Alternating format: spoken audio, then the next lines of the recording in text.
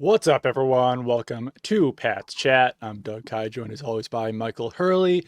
We are a proud member of the CLNS Media Network. The show is brought to you by Prize Picks, America's #1 daily fantasy sports app.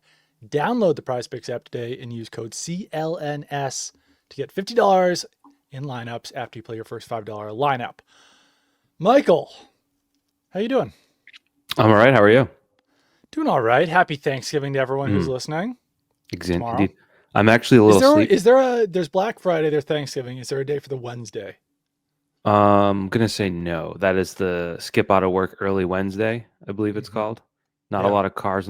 People skipped it altogether, but those who did go to work, I believe, might be sneaking out after lunch. Don't tell their bosses.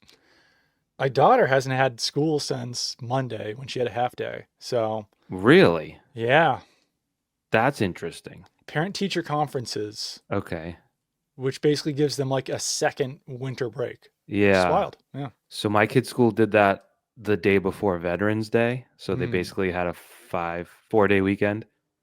And I know another school is doing that like Monday this week, so you get the like 5-day weekend. Anyways, I'm jealous of Olivia. Like I would have loved to have that as a kid. I went to Catholic school, as you could tell by my pious demeanor. Hmm. First grade, they changed it after that. We had every holy it was like St. Doug's Day. They'd be like, no school, St. Doug's Day. And I was like, It's a good sick. I holiday. love St. Doug. But yeah, we did not go to school very much. It was great. I loved it. Well, the Patriots are playing the Giants this week on Monday Night Football. We are banging out this podcast early on a Wednesday. So there's some information we're not going to know, but we at least have more information on injuries to Will Campbell and Jared Wilson than we did on our last podcast. And listen, obviously, in an ideal world, your starting rookie left tackle and left guard would not have gotten injured in the same game. But Patriots Agree. were still able to win that game. It appears as though neither one of those injuries is season ending.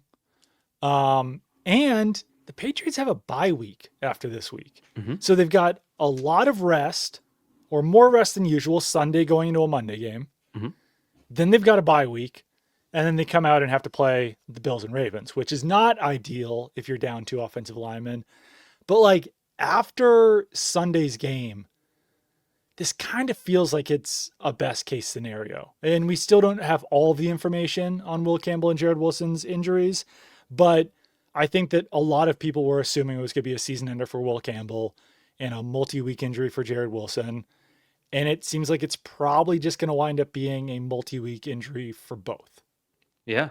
And I think the bigger thing for me is they had that run of transactions yesterday. Yes. As the Yeah. Patriots like to say in a news release, Patriots make a series of roster moves. And so you're like, all right, what do we got? Signing a tackle, Mm-hmm. put Alex Austin on IR, Mm-hmm.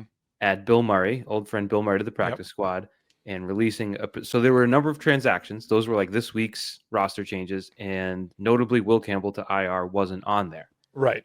which, as we know, isn't 4 weeks, it's 4 games. So Yes. the fact that like if they knew he was out till like best case scenario, see you in January, he'd Mm-hmm. be on that list because you're trying to manage a roster.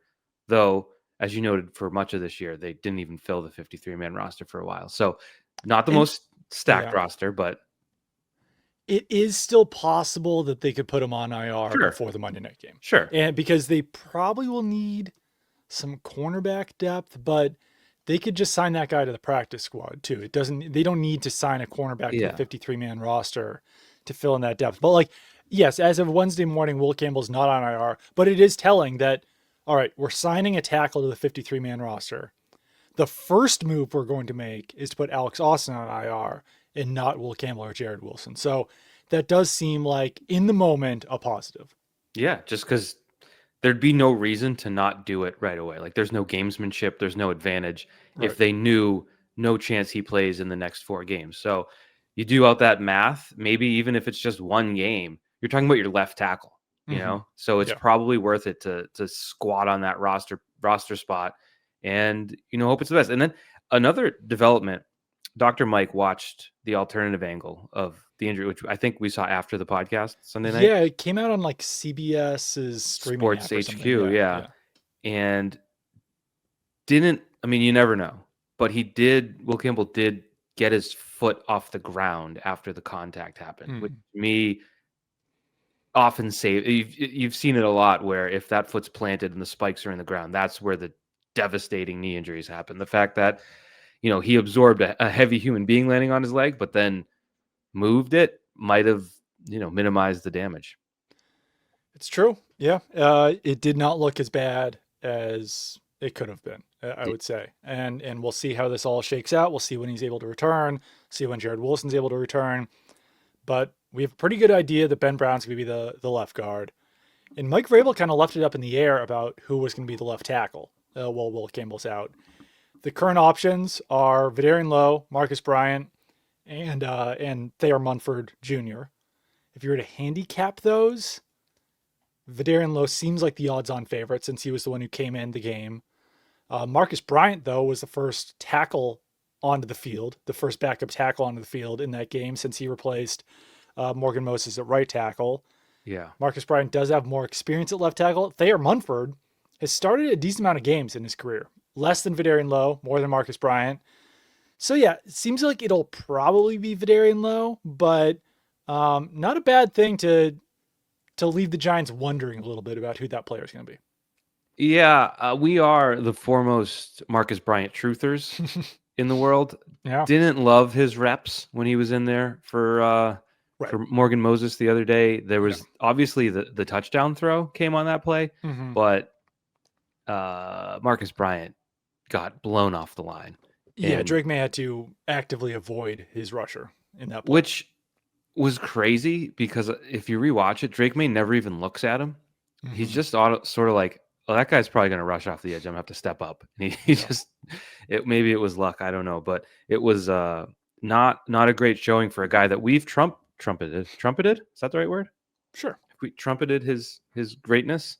It's a tough situation. If you go in as a starter, it's a different scenario. Yeah, it is. And I think that ultimately what we've said is that, like, hey, this guy played left tackle over Armand Membu. No, we said he was great. We said he was probably the next Hall of Fame left tackle. And tough start.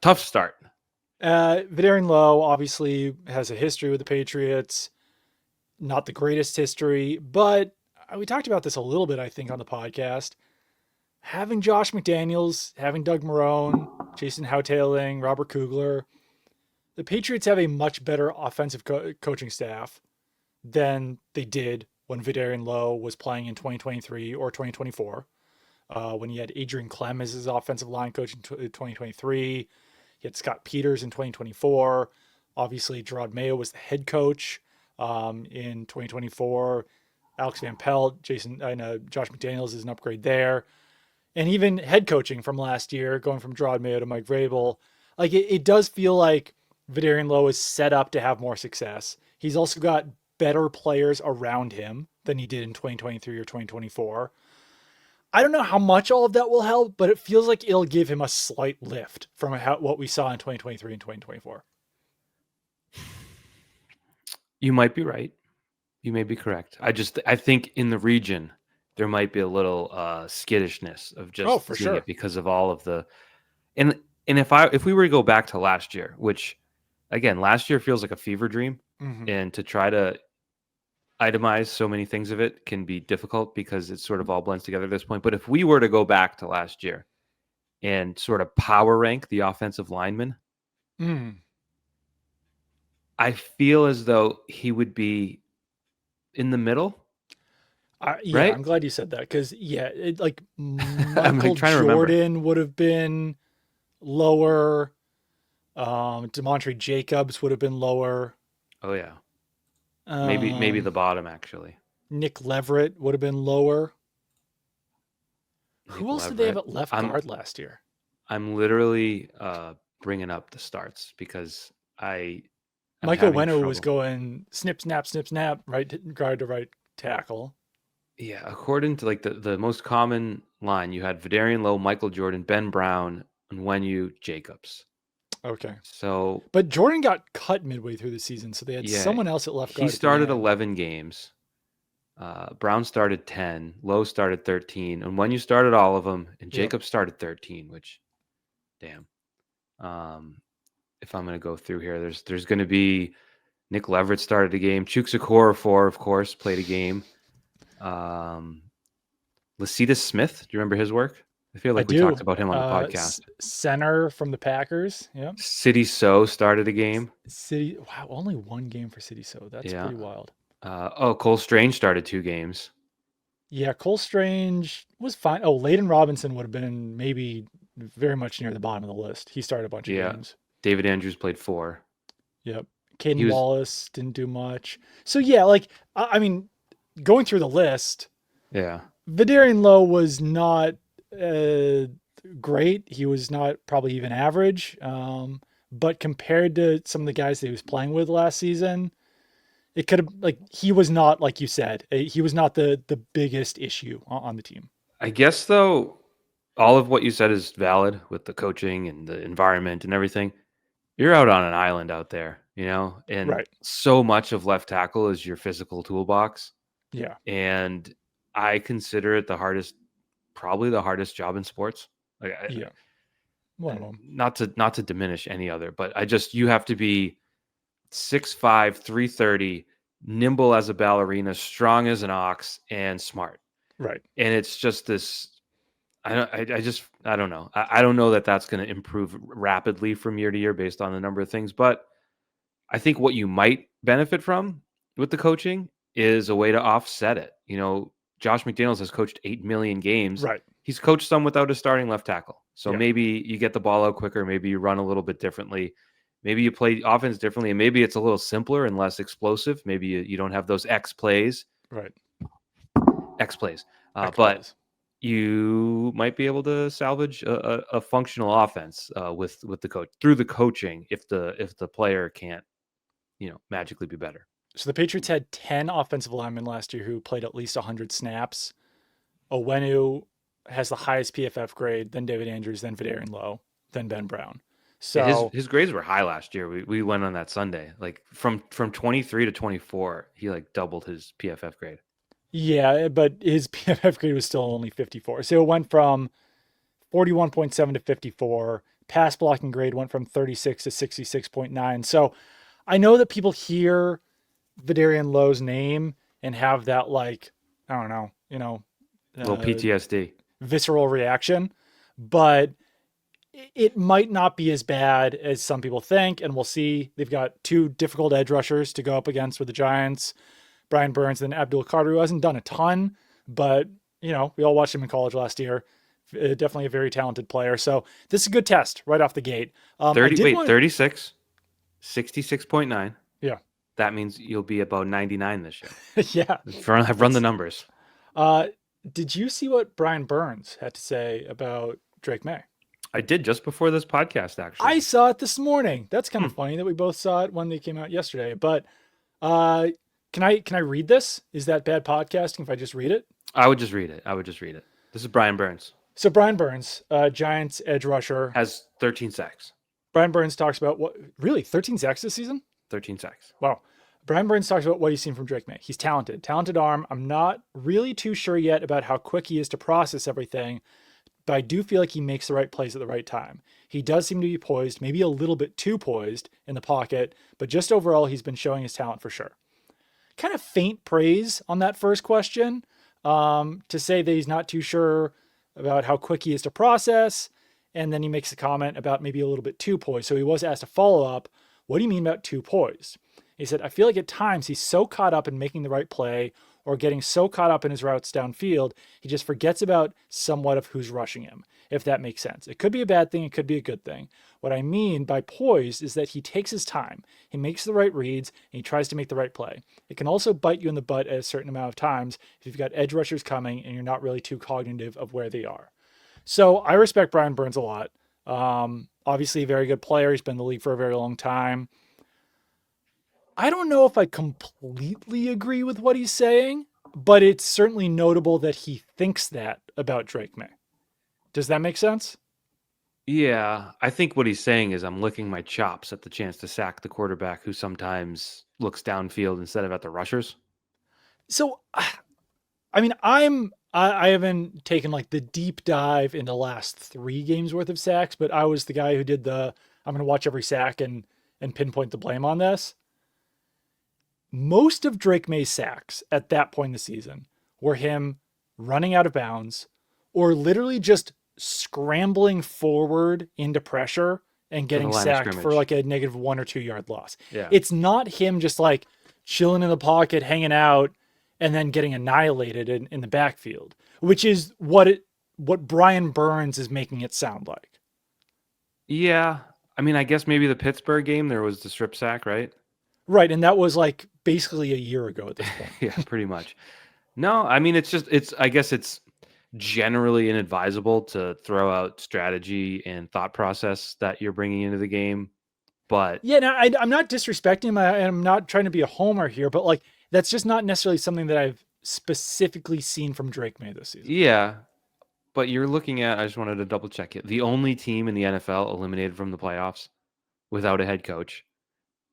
It's Right. just you're going to get maybe a free for all locker room. Like we've Oh, seen for sure. Yeah. some bad Patriots teams over the past few years. I don't think it's ever been first team eliminated from the playoffs bad. Right. So and fire the coach mid-season and go through all that and fire their offensive coordinator this week too. Defensive coordinator Shane Bowen. I knew it. I mean, it was all over that one. Did you actually see the media reaction? Art Stapleton reported that and I got did really see that. mad that other people didn't cite him. And it was just a good microcosm for It's something life where like you feel for Art Stapleton, for sure. obviously. But it is also like we all know how this game works. Like no one credits anyone at this point. And I'm not saying that's a good thing, but it's just kind of like, I don't know, it stinks, but that's kind of the way things go. It was just kind of funny because it's like it wasn't the Watergate scandal. It was not the biggest story of all time. I But know. And like if for a local reporter, like you take what you can get and you're very happy if you can get something. But like when I've been the first person to report news and then someone just kind of throws it out there on their own, like I can't get too worked up about it. You appreciate the people who credit you, but I don't know if you can get that mad at the people who don't. you can because it was a Monday Right. after probably a travel day, probably a little cranky, and It's a little cranky. I was entertained by it. But anyways, I think that's why you got Brian Burns just kind of, for Right. lack of a better term, spouting off. I Yeah. don't think the Patriots will use that as motivation or anything like that, but they could use it I know as they could. information. Yeah. Right. You know that he's going to be. I mean, 13 sacks. You probably knew he was going to be aggressive anyway. Yeah. But maybe you can play against it. Maybe you can have him. Maybe you can give him sort of an upfield rush, knowing Drake Maye can sneak right past him and run. Maybe that's how you counteract a player that clearly is banking on a couple more sacks this week. I was planning on doing this in the second block, but We let's have talk about Prize blocks. Picks real quick because I there's a Prize Picks lineup feature or whatever for Brian Burns sack. So this episode is brought to you by Prize Picks. Our hard hitting football action is even better with Prize Picks. The weather it might be changing, but the feeling of being right never gets old. Just keep the season rolling on Prize Picks by getting $50 instantly in lineups when you play your first $5 lineup. So sacks. Brian Burns, more or less than 0.75 sacks. Abdul Carter, Ooh, more than 0.25 sacks. How are we feeling about either one of those? those are fun. I love the. I was thinking you'd go 0.5, and then you're like, well, you can get a half a sack, Yeah, Michael. So I like Burns more than Carter. I know. Just playing the numbers, Yeah. playing the experience. I think. They both rush from both sides. So this isn't a one guy's going up against Morgan Moses, one guy's going up against Vidarian Lowe. They don't stick to one side. Now, correct me if I'm wrong. I believe Abdul Carter has like a great pressure rate. I believe he's I think pressured the so. quarterback quite well. He's just Mm-hmm. not getting to the quarterback. Right. So I don't know if that's bad luck. I have not broken down 11, 12 games of Giants film, Mm-hmm. but I would guess it's not bad luck. I would guess it's a player who needs to, improve by a step next year. So I would Sure. take the Finish a under. little stronger. I would take that under on the Carter one, or the less than on the Carter one. So less than is not actually an option. You can only do Oh more yeah, then than. we're gonna bypass the Carter. Okay. I don't. I thought he would be so much better immediately than he has been, Right. and he hasn't been. He's got a 5.8 pass rush productivity. That's pretty middling around rookies. Okay. James Pierce is higher. Jalen Walker's higher. Some other guys are higher. So yeah, I'm gonna stay away from Carter. I think that's smart. But I'm gonna hit Brian Burns with more than. Yeah. I Abdul Carter think with the 28th ranked pass rush rate, pass right. rush grade. So not So terrible. do you have any other strong feelings personally about Patriots or Giants stats? I would be willing to throw out Tyrone Tracy, their running back, more than 47.5 rushing yards. Yeah, the rush defense is a bit of an issue. Do we have Jameis Winston more than 0.5 receptions? I think Because that Jackson was Dart's gonna be starting this one. oh, Yeah, I hadn't even thought that far ahead. That's Jameis Winston though could still catch a pass because it's true. his work with the ball in his hands was sick. He was way more athletic than I thought he was gonna be.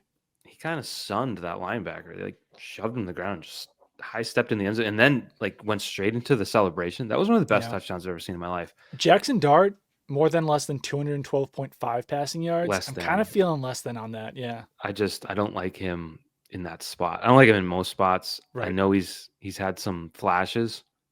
Yeah. I don't Some I damn don't flashes. I don't love him in this game. Dexter Lawrence has 0.25 sacks as well. I don't know how strongly I feel about that, despite the fact that Jared Wilson's out. But do you feel strongly about Christian Barmore, Harold Landry, or Caleb Von Chason getting half a sack? No. Okay, me neither. All right, let's No. stick with this one then. So we got Brian Burns, more than 0.75 sacks, Jackson Dart, less than 212.5 passing yards, and Tyrone Tracy, more than 47.5 rushing yards. I'm going to lock this in, and then we do also have, I'm going to give you, oh, wait, I need a Patriots one. So Drake Maye rushing. Drake Maye rushing is 20.5. Take it. Let's go. All right, let's do it. It's been a while, right? It's been a while since he's busted out that 30-yard run. $20 to win 200. Yeah. Let's lock it in. We did Get it. rich. We did it. It's going to pay for my Christmas presents. All right. So you also can play Prize Picks by downloading the Prize Picks app today and using code CLNS to get $50 in lineups after you play your first $5 lineup. That's code CLNS to get $50 in lineups after you play your first $5 lineup. Prize Picks, it's good to be right. So I will say that Drake Maye showed in that game against the Bengals, or as people in Cincinnati call them, the Bengals, Bengals? that he can adjust to backup tackles if he might not fully trust them. I think we saw that on, was that it was the touchdown to Hunter Henry. Yes. Yeah. He immediately had a pretty good idea that pressure was going to be coming off his right side. So he stepped up when it was time to step up. Yeah. And delivered a throw to Hunter Henry evading pressure. I think that based on that, he seems like a guy who values trust a lot. And if he's not trusting what he's getting from the left side of his line, I think he'll compensate. Might not be as good as he usually is, but I think he will be able to get the ball out faster because of it. There was That's a my meme. theory. There was a meme in the past couple of years. I love a meme. Didn't register with me fully. You might know it better. It was the Taylor Swift lyric about you wouldn't last 2 minutes in the place that raised me or whatever. People would use it as a joke. You could use that for Drake Maye's previous 2 seasons. His last year at UNC Right. in his rookie season. He was truly thrown into multiple fires with no protection whatsoever. So not ideal. That doesn't help you. I don't think you're going to be a high-flying 40-point offense. Right. But I do think Drake Maye has been through, this season has been a luxury for him. And I think that's why you're finally seeing him blossom in a way that he probably could have last year if he was in a better situation. So I'm with you. I do think he can adapt, but I do think it's within reason. I don't think you're going to be looking for 45 yards to Pop Douglas or the bombs to Kayshon Boutte that you've grown accustomed to throwing. Right. Probably not as many of those throws. Yeah. You're just going to have to work your underneath stuff a little bit better. Probably going to have someone other than Boutte run that little whip route. That was a weird choice on the goal line. Did we talk about that? Yeah. Isn't that a Pop Douglas, Stephon Diggs? Stephon Diggs, yeah. Or both? That was a weird one. I mean, they got the penalty, so maybe he did run it really well. But either way, Some egg is on your face though regarding Drake Maye. On mine? Yeah, lots of Uh-oh. egg. Yolk running down the nose. Damn. Kurt Warner roasted you and your ilk on Uh-oh. Twitter, and I'm going to tell you what he said. Do you know what he said? What do you say? I just watched a QB take 35 plus dropbacks and make 3 mistakes. Parentheses, 1 decision, 1 throw, and 1 read, which is almost unheard of at the position. And I'm still hearing people complain! Exclamation, exclamation, exclamation. 3? Take off the blinders, people. You can't just look at the couple mistakes. You have to see the whole picture and appreciate when the position is played well, albeit not perfect! Exclamation, 3? exclamation. So if the decision would be, what was his bad decision? I know his bad throw was the pick, and I know his bad, well, another bad throw was the one of the flat. Another bad throw was the one over Mac Hollins. I mean, he had more than one bad throw. What are we doing here? Well, I don't know. Are you a Hall of Fame quarterback, Doug? So You don't know that I'm not. put that up your pipe and smoke it. I One mean, decision? listen, Was that the I don't RPO really even on know the what goal to say line? to that. The RPO on the goal line, maybe? Maybe. The I read- don't know. I mean, the reads that's. I don't know. That feels a little. 3 weird to say. mistakes. 3 mistakes. He had PFF gave him 2 turnover-worthy plays. Like the whole first half, he was just spraying balls all over the field. Just looks like he read the Herald and he saw the dooms. He listened to Pat's chat and he's like, this guy. Well, thank you for listening. Thank you for reading. Appreciate your support, Kurt Warner. I don't know. You know what, though? Listen, to me, Drake Maye, fantastic player, MVP candidate. We've talked about him ad nauseum about how great he is. I think if you only saw 3 bad plays in that game, then you probably have blinders on. Man, you could have started a Twitter beef. Do it. Quote tweet him. Quote tweet him. I will say, I don't want to take the I don't want to take the negative side on Drake Maye just because he's been so good. But like, I mean, come on, like he made some bad throws in that game. You got to call it like you see it. But I will say, in the all 22 views of the Hooper throw up the left seam, was even better than it looked on TV. Oh yeah, he made outrageous. some great throws, yeah. In the deep ball to Douglas, I guess I didn't conceptualize what it would have looked like from the end zone because it was kind of a nuts decision. Yeah. I don't know. I guess we're not accustomed to seeing just like that vision and having it work, because the way it played out, you could see the defense kind of converging and Douglas kind of going underneath them and making the catch. But I don't know. That was pretty special. So he did make some really high level plays, but I would say probably more than 3 mistakes. Yeah, I think that's fair to say. And you can still praise Drake Maye while also acknowledging that was the case in that game. So it's the Patriots. I want to talk about injuries a little bit more and talk about how obviously things are not ideal, as I said before, when you're down Campbell and Wilson, and also Milton Williams. But the fact that as it appears right now, Wednesday at 9:17 a.m., that none of those are season-ending injuries, it does still, like, they still have the same upside and ceiling once they make the playoffs. And I'm still not ready to talk about Super Bowls. I still don't want to do it. I still think it's doing a disservice to the season, what the Patriots have been able to do. Mm-hmm. But if you're a Patriots fan, thinking about the fact that you're going to have, at this point, everyone outside of Antonio Gibson for potential for a playoff run is very good news. It's a huge positive, because this is a year where we talked about the AFC is so wide open. The NFC is so wide open. I don't know. Like, I don't want to talk about the Super Bowl, but there's no team in the AFC outside of just like the fear of Patrick Mahomes and Andy Reid, or like the fear of Josh Allen and the Bills, or the fear of Lamar Jackson, that should actually legitimately scare you based on what they've done this season so far. Yeah, I mean, I'd love to see a fully healthy Patriots defense, how they handle Jonathan Taylor, but that's a ways away. Yeah. I would say let's play it out. We learned Sunday, like the automatic wins are not automatic. No. Maintaining a 9-game win streak in the NFL. Crazy. When you're like, if you're the 07 Patriots, that's one thing. This team is not the 07 Patriots. So to be maintaining that, no matter what the schedule and all the strength of schedule and all that, is incredible for one, but it's a reminder, like, as much as Monday night looks like there's no logical way to draw out a loss for the Patriots, we should be open to the idea that maybe Yeah. this is the week, right? This feels like it. I know that Patriots fans don't want to hear about trap games anymore, and I totally understand it. But Well, you're like, coming off one. this truly feels like it has the potential for it, based on how the Patriots played last week, the fact that the Giants looked frisky last week. Granted, that was with Jameis Winston, not Jackson Dart at quarterback, but I think that the Patriots have to be very aware of the potential for a trap game in this one because they With the can't bye play like they week. did last week. Yeah, they're heading into a bye week. They've got two really tough opponents coming up. And like if they lose this game, and I know it's kind of pointless to go down this road, but if they lose this game, then they have the potential to lose to the Bills and they have the potential to lose to the Ravens. And like Wow. things can, like the Wow. wheels can fall off a little bit. Maybe, yeah. I would say this. This is where I was going with that. They win this game, assuming they win this game, they Mm-hmm. go to 11-2 heading into their bye week. 4 Yep. games left. Let's say, you split your Buffalo Baltimore games.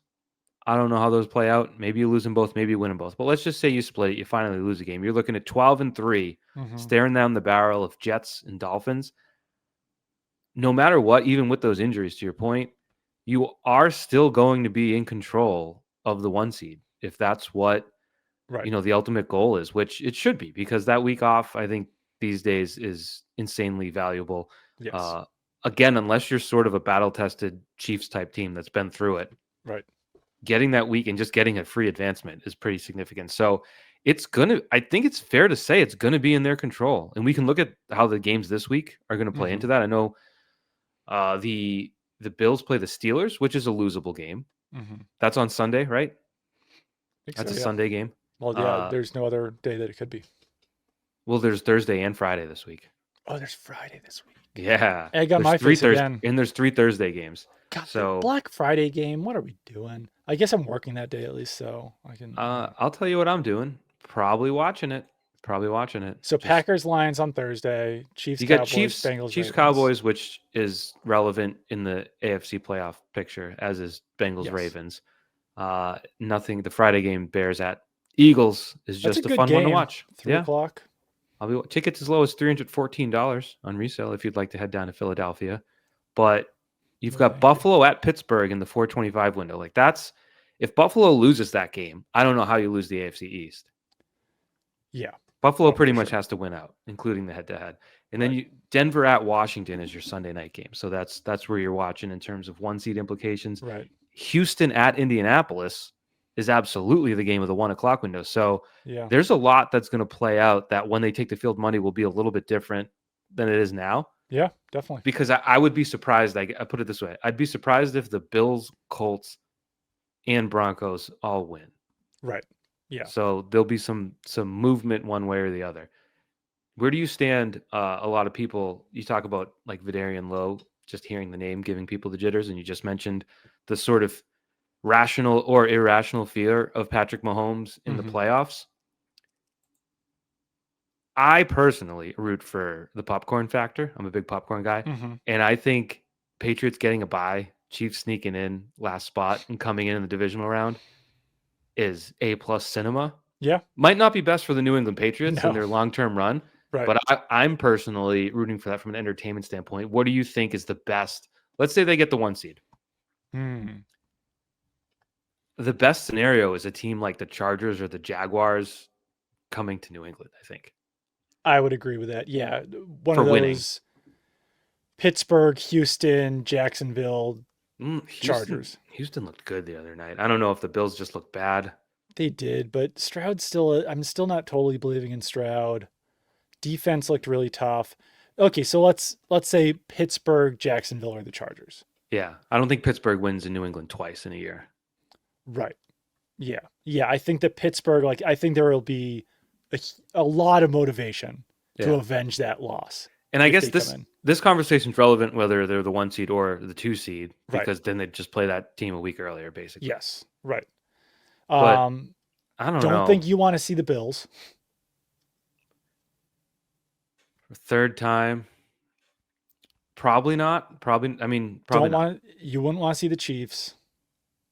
No, I Um, would, but they wouldn't. don't think you'd want to see Baltimore for a second time.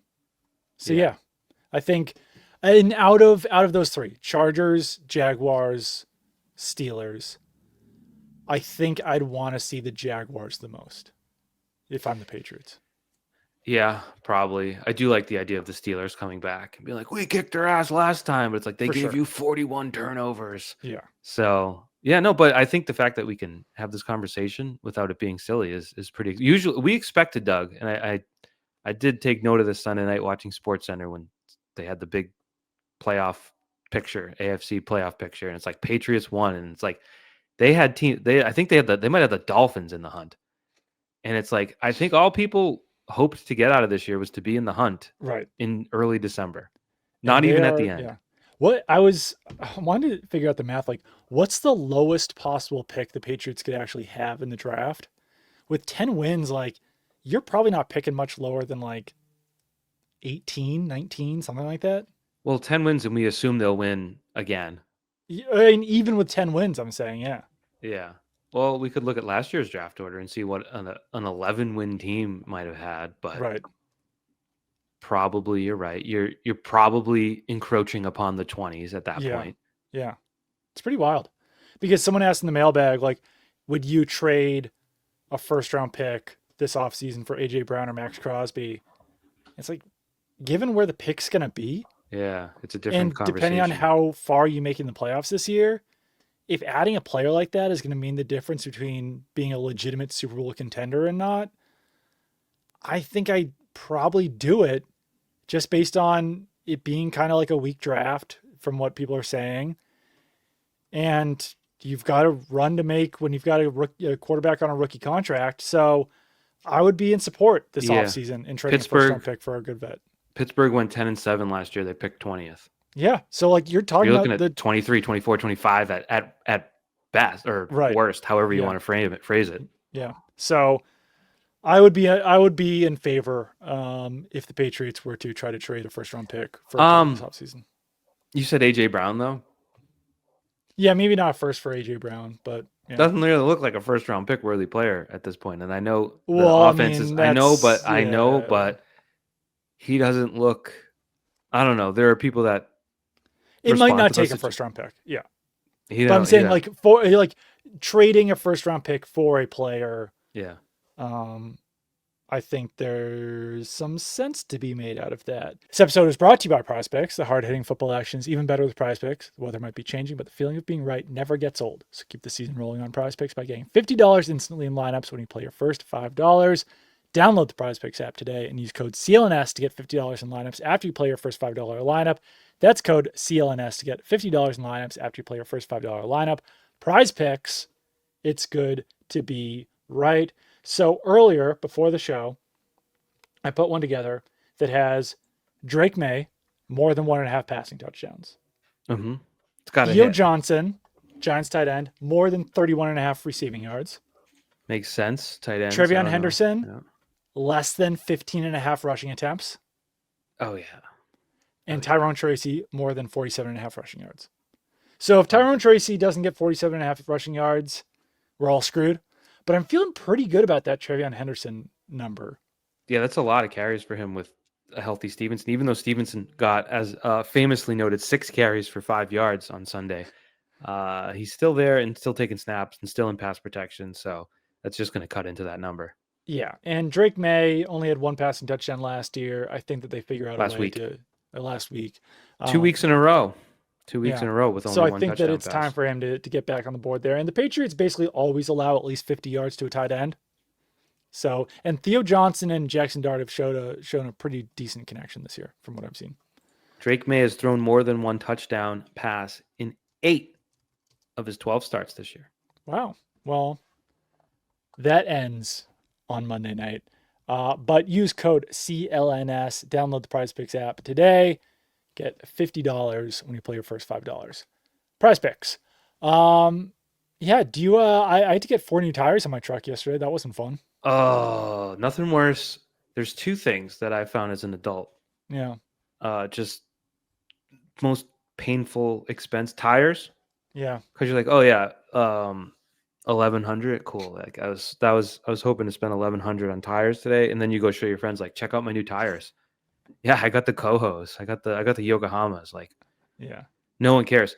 Terrible, but pretty important purchase, I guess. And then the other one, a roof. Yeah. I Yeah. got a Both, new yeah. roof. Want to Yeah. look at it? There it is. Brutal. So I had a gigantic screw in my tire to the Mm-hmm. point where I pull out my driveway and it felt as I was driving as if I just had a flat tire. It was that bumpy of a ride. So I got out my truck, couldn't really see anything, went to where I was going, and then saw the giant screw. I was like, God damn it. All right, I have to go to Goodyear, which is down the street. They tried to sell me so hard Yeah. on the credit card. I'm like, and they kept giving me I was like, all right, what's the cheapest option? What's this? What's that? And they kept giving me like, and then this is with the credit card rebate. And at a certain point, I was like, take that out. I'm not I'm not getting a credit card. I don't need a Goodyear credit card. I don't like, honestly, the annoyance of like canceling a credit card or even paying off that credit card is worth more. Like avoiding it is worth more than like the $60 I would have saved. Right. I will give you $60 to not have to deal with another new credit card. So you've reminded me when I got new tires this year, it came with like a Firestone rebate. I think I got Firestones. Yeah. Did I check if that rebate ever came? No. I know, right? It was like fill out this form Yeah. and they'll mail you a check or what. And I don't think it ever came. And you know what? I didn't think about it for 6 months. So shout out to them. Good I marketing. also got a rebate. Going to do that at some point in the next few days. But yeah, getting new tires stinks. It was fortunately they were really able to get it done in one day. That's why I went to Goodyear. I was like, I'm assuming they'll have some tires at Goodyear. Yeah, I wouldn't get the that's a credit card you'd get a boost on like once every 5 to 7 years. Right. It doesn't the math doesn't math. No, it's true. But so didn't get the credit card. I'm not a proud owner of a Goodyear credit card, but I'm the proud owner of 4 new Goodyear tires. Which you went with Goodyear. Oh, does Goodyear only sell Goodyear? No, they had other options, but I don't think they were at least claiming the other ones weren't in stock. I will say I pay less than $1,100 for the tires. That's good. I also got an oil change because my oil life left on my truck was 7%. Mm-hmm. I figured, you know what? I'll just eat the 7% and get it done now, so I don't have to do this again in the future. My car's already up in the air. You don't want that to get to zero. Fun fact. Right. Well, I think there's some buffer zone there. So there's some wiggle room, but still, yes. Usually that's just a timer anyway. It's not really a sensor. They're just like, buddy, just take it. Just change the oil. It's true. So I got my oil change, got 4 new tires. Let's talk about Thanksgiving real quick. What's your Thanksgiving plate look like? Pretty much everything. I think I am like as the dishes. We usually go to my aunt's house, and there's like 6,000 of us sitting around, crammed around the table. So like when the food comes, are you at the kids' table or no? I have been, and sometimes that's in the living room with the TV, so I don't mind it. True. And plus, kids are pretty cool. And plus, I'm still 7 years old, really. So as the food comes around, up whatever can fit. Sometimes I gotta wait. Sometimes things get put on plate too. Yeah. But yeah, I think around this time you hear a lot of debate and discussion of like, oh, you can't eat this, you can't eat that, and I'm like, I just love food, you know. Yeah. I enjoy eating. So I guess there's nothing I rule out. I will say like fancy stuffing and fancy cranberry sauce, not for me. I like a box stuffing and a canned cranberry sauce, but I'll mess with some other stuff. I actually like both kinds of cranberry sauce, and usually we have 2 kinds of stuffing. We have like the normal stuffing, and we also have cornbread stuffing. So it's good to have both options. But yeah, I'm psyched. I will say, and I've done this before. I've been a culprit of this. The people who take a picture of their Thanksgiving dish, and I might do it. Who knows? If the moment strikes me, I might do it. It never looks appetizing. The colors. It's all brown. The food mushy. is all brown. That's true. Because that was, I feel like it's never a good looking plate. It was a big trend maybe 2 or 3 years ago. It was like, post your plate. Right. And it was, you're right. And I never see a plate and think, oh man, that looks really good. I wish I had that plate. Right. Because it all just looks the same. It's all brown and mushy. It tastes delicious. Yeah. But it's not visually appetizing. It's never like a perfectly cooked steak next to some really popping green veggies. Right. It's yes. always like No. bland looking turkey, mashed potatoes looking all nasty, stuffing looking all nasty. So yeah, I guess don't post your plate. Just eat it. Just eat the plate. Don't eat the plate. Eat the plate. Yeah. Clear your plate. Clear your plate. It'll if you eat the plate, that's less dishes. Do you remember? You must have been, wow, what was it, 2013, right? Mm-hmm. Were you working at Nesson in 2013? Sure was. Butt fumble night?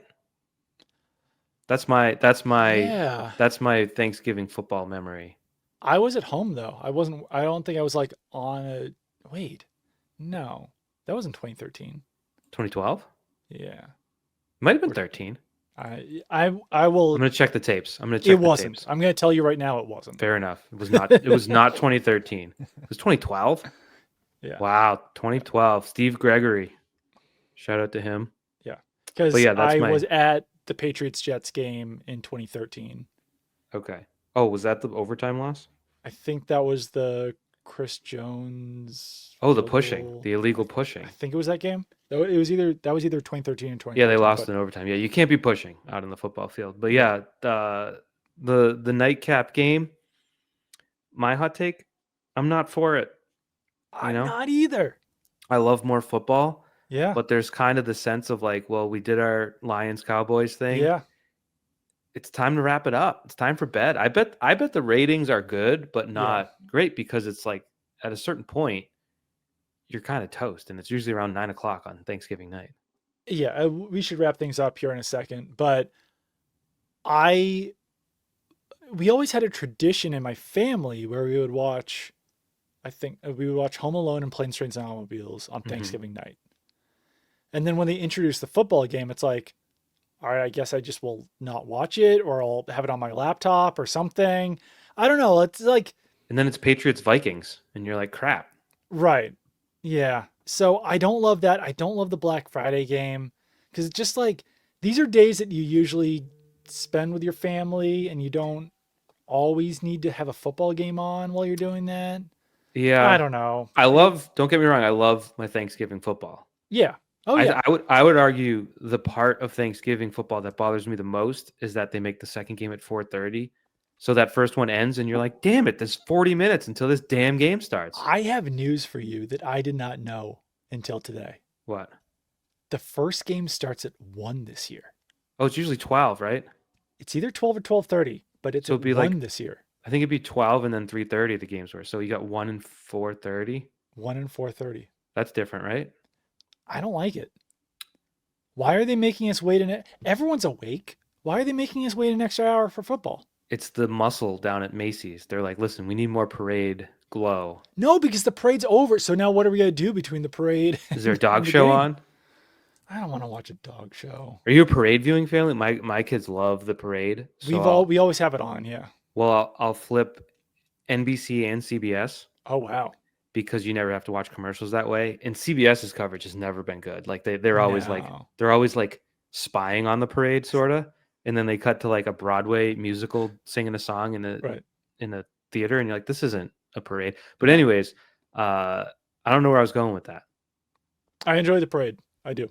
I don't think I do, but we watch it. Yeah. Would you go to the parade? What if you lived in New York? Would you go to the parade? Maybe. 50 degrees or more, I would. Yeah, why not? That's it. It'd be fun. I mean, honestly, probably only once, because it would be such a pain in the ass to get down there and park and do all that stuff. Well, you got new tires, so. I do have new tires. 1 and 4:30. That's new. I know. The 12 kickoff was not nice. A fan. Because even I don't know.